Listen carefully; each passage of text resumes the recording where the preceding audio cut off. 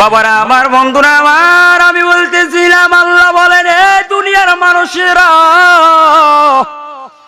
আমার নবীকে পেয়ে তোমরা ঈদ পালন করো, খুশি উদযাপন করো। আল্লাহ বলেন ঈদ পালন করো, খুশি উদযাপন করো।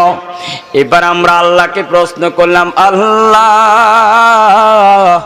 ওগো আমার আল্লাহ, তোমার কাছে আমরা জানতে চাই, তুমি যে তোমার হাবিবুল্লাহর মিলাদুন নবী পালন করার জন্য বলতেছো, ও আল্লাহ তোমার কাছে জানতে চাই, তুমি কি তোমার নবীর মিলাদুন নবী পালন করেছো কিনা?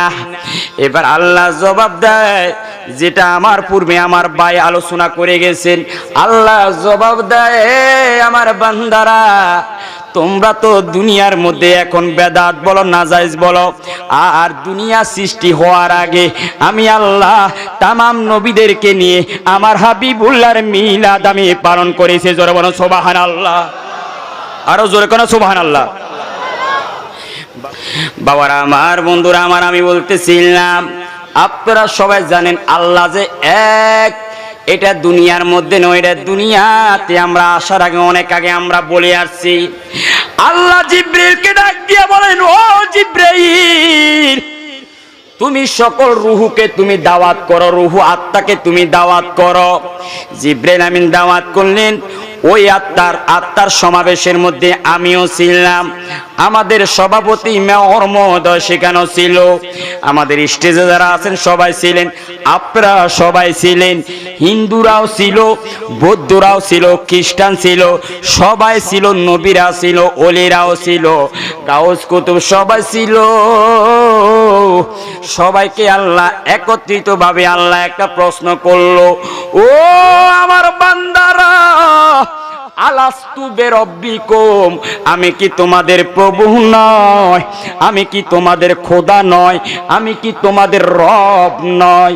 এই প্রশ্নটা যখন আল্লাহ করেছেন, সবাই মিলে একটা জবাব দিলাম, কালো বালা, আল্লাহ হ্যাঁ হ্যাঁ হ্যাঁ, আমরা স্বীকৃতি দিচ্ছি, আমরা তোমার কাছে তোমার রুবুবিয়তের স্বীকৃতি দিচ্ছি। আল্লাহ অবশ্যই অবশ্যই তুমি আমাদের রব, তুমি আমাদের খোদা। জোরে বলেন সুবহানাল্লাহ, আরো জোরে কেন সুবহানাল্লাহ। আল্লাহ বলেন, জিবরাইল ছেড়ে দাও, আমি রুবুবিয়তের স্বীকৃতি আমি পেয়ে গেলাম, আমি যে আল্লাহ এক, সবাই বলে দিয়েছেন ছেড়ে দাও। এবার সবাই সবার জায়গা মতন চলে গেলাম, সবাই সবার স্থানে চলে গেলাম। আল্লাহ জিবরাইলকে ডাক, দেখো জিবরাইল, ও জিবরাইল আমিন, আমি তো আমার স্বীকৃতি নিলাম, এবার আমি আরেকটা কাজ আমি বাকি রেখে দিলাম, সে কাজটা আমি পূর্ণ করব আমার নবী রাসূলদেরকে নিয়ে। জিবরাইলকে আল্লাহ ডাক দিয়ে বলেন, ও জিবরাইল, তুমি এবার আমার নবী যারা হবেন, শুধুমাত্র যারা রাসূল হবেন, তাদেরকে একটু বিআইপি ভাবে দাওয়াত করো, স্পেশাল ভাবে দাওয়াত করো। এখানের মধ্যে কোনো ওলি থাকবে না, কোনো গাউস থাকবে না, কোনো কুতুব থাকবে না, কোনো মানুষ থাকবে না, কোনো হিন্দু বৌদ্ধ কেউ থাকবে না, শুধুমাত্র থাকবে শুধু আমার নবী এবং রাসূলরা। জিবরাইল আমিন সকল নবী রাসূলদেরকে দাওয়াত করলেন। দাওয়াত করার পরে এবার আল্লাহর কাছে জিবরাইল জানতে চাইলেন, ও আল্লাহ, তোমার কাছে জানতে চাই, তুমি কেন নবী রাসূলদেরকে আহ্বান করলা, ডাকলা? আল্লাহ ডাক, দেখো জিবরাইল, ও জিবরাইল আমিন, আজকের এই সমাবেশের আয়োজন করলাম, নবীদেরকে আমি ডাকলাম শুধুমাত্র একটা কাজ করার জন্য, অন্য কোনো কাজ নয়। সকল নবীদেরকে নিয়ে আমি আল্লাহ আজকে ইয়াউমুল মিসাক, এই প্রতিশ্রুতির দিনে, এই ওয়াদার দিনে সকল নবী রাসূলদেরকে নিয়ে আমার আখিরি নবী আমার হাবিবুল্লাহর মিলাদ আমি পালন করব। যারা বলেন সুবহানাল্লাহ, আরো জোরে কন্যা সুবহানাল্লাহ। আমরা না পালন করলে কি কোনো সমস্যা আছে? দুনিয়ার কোনো মানুষ করা দরকার নাই, আমার নবীর মিলাদ আমার আল্লাহ করে ফেলছে। জোরে সুবহানাল্লাহ। বরং নবীর মিলাদ আমরা করলে লাভ কি আমাদের নাকি নবী? আরে কোন না কার? আরো জোরে কার?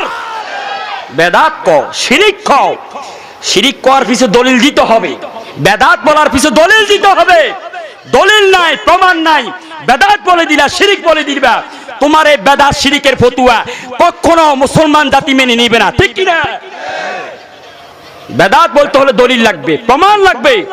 তুমি মোল্লাগিরি করো, তুমি পড়ালেখা করো, আমরা করি না। তুমি শিক্ষকতা করো, আমরা করি না। তুমি ডক্টর, আমরাও করতেছি ডক্টরি, তোমার থেকে আমরা কম না। তুমি ইউনিভার্সিটিতে পড়ছো, আমরা ইউনিভার্সিটিতে পড়ে আসছি। তুমি মাদ্রাসা ডিগ্রি নিছো, আমরাও ডিগ্রি নিয়ে আসছি। তুমি মুহতামিম, আমরাও মাদ্রাসার মুফতি। তোমাদের চাইতে আমরা কম না। গবেষণা করো। শুধু নবীর ক্ষেত্রে যাইলে তোমার দুশ্মনী শুরু হয়ে যায়, আর তুমি দুশ্মনী খোঁজ করে পাও না। কারণটা কি? কারণ কি বুঝতে হবে, বুঝতে হবে।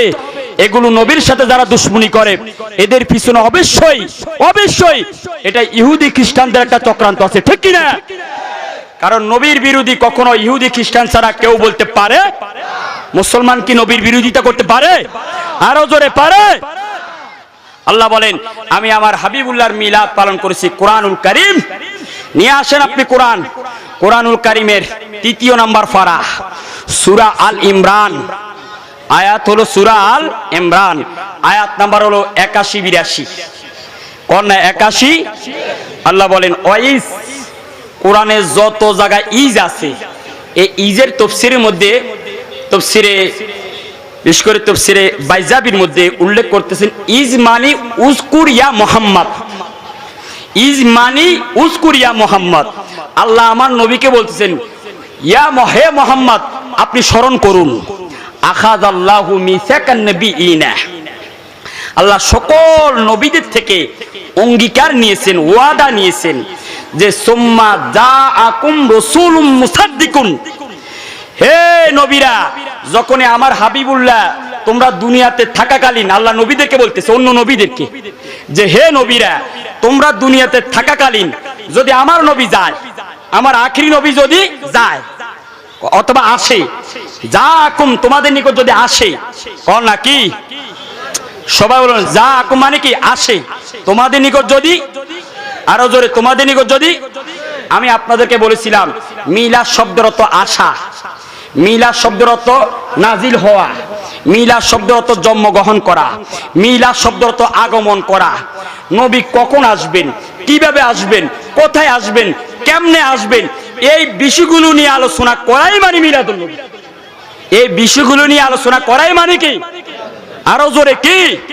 আল্লাহ বলেন, যখন তোমাদের নিকট আমার নবী যাবে, আমার নবী আসবে, তো এখানে নবীর আলোচনা, মিলাদের আলোচনা হচ্ছে কি না? হয় না? হচ্ছে কি না? যে আমার নবী যখন, হে নবীরা, যখন আমার হাবিবুল্লাহ তোমাদের নিকট যাবে, লা তুমিনুন্না বিহি, তাকিদ দিয়ে আল্লাহ বলতেছেন যে অবশ্যই অবশ্যই আমার নবীর প্রতি ঈমান আনতে হবে। শুধু ঈমান আনলে হবে না, ওয়ালা তানসুরনাহু, আমার নবীকে সাহায্য করতে হবে। হে নবীরা, তোমরা কি আকরারতুম, তোমরা কি অঙ্গীকার করতেছো আমার নবীর প্রতি কি ঈমান আনবা? আমার নবী যদি যায়, আমার নবীকে কি সাহায্য করবা? আমার নবী যদি তোমাদের কাছে যায়, তোমরা নবীর প্রতি কি ঈমান আনবা? কালু আকরারনা, সকল নবীরা এক বাক্যে উত্তর দিল, আল্লাহ হ্যাঁ হ্যাঁ হ্যাঁ। তোমার হাবিবুল্লাহ যদি, আমরা নবীরা যদি দুনিয়াতে থাকাকালীন তোমার নবী যদি যায়, আমরা ওয়াদা দিচ্ছি তোমার নবীর প্রতি আমাদের নবুয়ত ক্যান্সেল করে দিয়ে তোমার হাবিবের প্রতি আমরা ঈমান আনবো, তোমার নবীকে সাহায্য করব, তোমার নবীকে সব দিক দিয়ে তোমার নবীর পাশে আমরা থাকবো। জোরে সুবহানাল্লাহ।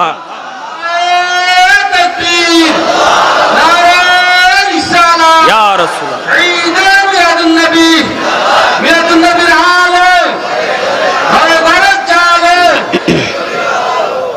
তার মানে কোরআন দ্বারা প্রমাণ হয়ে গেল আমার নবীর মিলাদ কি পালন করছেন।